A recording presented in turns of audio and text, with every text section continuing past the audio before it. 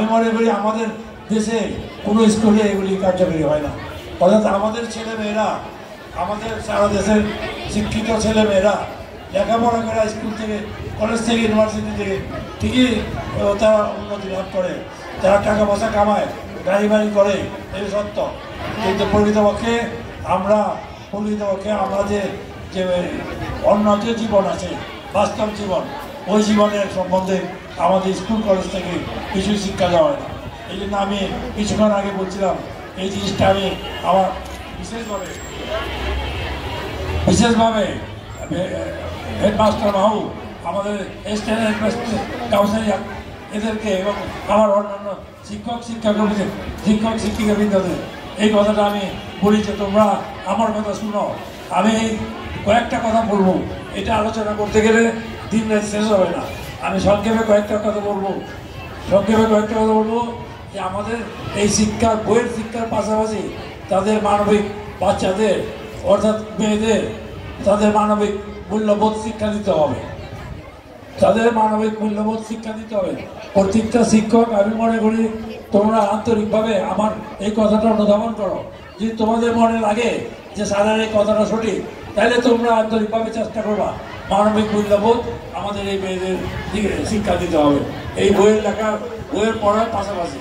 এবং আরেকটা কথা বলি, যেটা ধর্মীয় অনুভূতি, ধর্মীয় শিক্ষা, যে ধর্মে আছে সেটা কথা না, কথা ধর্মের প্রতি সম্মান, শ্রদ্ধা এবং ধর্মের অনুকরণ করতে হবে।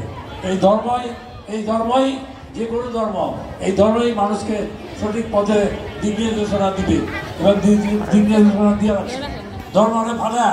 ধর্মের পিছনে রেখা আমরা যতই উচ্চশিক্ষায় শিক্ষিত হই কিনা, কিন্তু সেটা বাস্তব জীবনে আমাদের কোনো কাজ হয় না। মনে করেন যে আমাদের এই অঞ্চল এলাকা থেকেই বা সারা দেশ থেকেই অনেক লোক শিক্ষায় শিক্ষিত হয়। কি শিক্ষায়? বই শিক্ষায়। বইরা শিক্ষিত হয়, অনেক কিছু করে, টাকা পয়সা, গাড়ি, কিন্তু প্রকৃতপক্ষে আমাদের দেশে আমাদের কি হয়েছে? আমাদের কিছু হয়নি। তারা তাদের ব্যক্তিগত উন্নয়নে সবসময় সচেষ্ট থাকে। কীভাবে তারা অধিক পয়সা সঞ্চয় করতে পারবে, এইগুলি মানবিক মূল্যবোধ, এই সমস্ত আলোচনাগুলি তার ভিতরে আসবে। অর্থাৎ আমাদের শিক্ষকরা শুধু নিজেদের দিক দেখলে চলবে না, নিজেদের ভালোটা দেখলে চলবে না।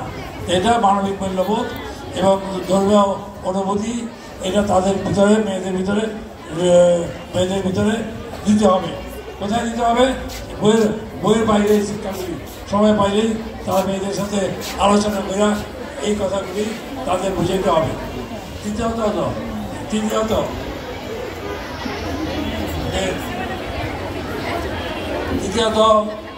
যে মানুষের যে বিবেক বিবেচনা, প্রত্যেকটা মানুষের বিবেক বিবেচনা, এটা ক্লাসের মধ্যে সময় পাইলে বা যদি কোনো সময় হেডমাস্টার সাহেব মনে করে যে না, এই সমস্ত ব্যাপারে আলোচনা করার জন্য 2-3টা ক্লাস একত্রে বইরা এই বিষয়গুলি শুধু আলোচনা করার জন্য, যে মানুষের বিবেক বিবেচনাটা যাতে উন্নত লাভ করে। যেমন একটা মানুষের আমি একটা ছোট্ট একটা ঘটনা বলি। আমাদের এই অত্র এলাকার, আমি নাম বলবো না, এই শুনো, অত্র এলাকার মনে করেন এক লোক ডাক্তার, MBBS ডাক্তার, আমি 50-60 বছর আগের ঘটনা বলতেছি। তো ওই ডাক্তার, তার 8টা ছেলে মেয়ে নেই। এই 8জন ছেলেই ডাক্তার সাহেব তাদের সুশিক্ষায় শিক্ষিত করছে। অর্থাৎ তারা কেউ ইঞ্জিনিয়ার, কেউ ডাক্তার হয়েছে, কেউ বড় বড় পদে, সরকারি পদে অধিষ্ঠিত। কিন্তু সেই লোকটা ডাক্তার সাহেব যখন বৃদ্ধ হয়ে যায়, সে অসুস্থ হয়ে পড়ে, তখন তার ছেলেরা তাদের বিচারপতি কোনো দায়িত্ব কর্তব্য পালন করে না। ফলে কি এই ডাক্তার সাহেব কি হয়েছে, না খায় সে পড়ছে। দীর্ঘদিন সে বিছানায় পড়ে আসলো, তার ছেলেরা তারা 1 পয়সা দিয়েও সাহায্য করেনি। তারা ঢাকা শহরে বসবাস করে তারা নিজে সুখ শান্তিতে ছিল। এইরকম হাজারো, শুনো আমার কথা, এইরকম হাজারো ঘটনা আছে যে আমরা লেখাপড়া শিক্ষা কইরা, লেখাপড়া বই শিক্ষা কইরা আমরা পিতা মাতার প্রতি বা আমরা সমাজের প্রতি, আমরা দেশের প্রতি আমরা তেমন দায়িত্ববোধ পালন করি না, কারণ এগুলি আমাদের শিক্ষাই দেওয়া হয়।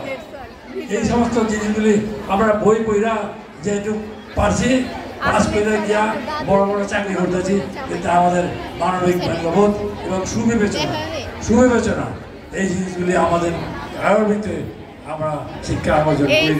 সুতরাং এই ব্যাপারে আমি আবার বলি, আমি মাহবুবকে যে তুমি একটু চেষ্টা করো যে এই লেখাপড়ার বাইরে কিছু মেয়েদের আলাদাভাবে কিছু রাস্তাতে আছে কীভাবে হাঁটবে, অন্যের সাথে কীভাবে কথা বলবে, মুরব্বীদের কীভাবে সম্মান করবে, শিক্ষকদের কীভাবে সম্মান করবে, এই সমস্ত জিনিসগুলি আলোচনা করা ক্লাস এই বিশেষ করে 6 থেকে 10 পর্যন্ত এই মেয়েদের এই কথাগুলি যদি আলোচনার মাধ্যমে তাদের বুঝিয়ে দেওয়া হয়, বোঝার চেষ্টা করা হয়, আমার মনে হয় হয়তো 100 জন মেয়ের মধ্যে 10 জনও যদি এই সমস্ত ব্যাপারগুলি চিন্তা করা তারা যদি এগুলি কার্যকারী করে তাদের জীবনও সুন্দর হবে, সমাজও সুন্দর হবে, তাদের পরিবারও সুন্দর হবে।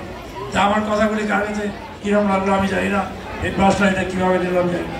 তার মধ্যে দেশপ্রেম এমন একটা জিনিস, এটা আমাদের বাংলাদেশ, এই যে শুনেন এটা আমাদের বাংলাদেশ, আমাদের দেশপ্রেম এটা এই বাচ্চা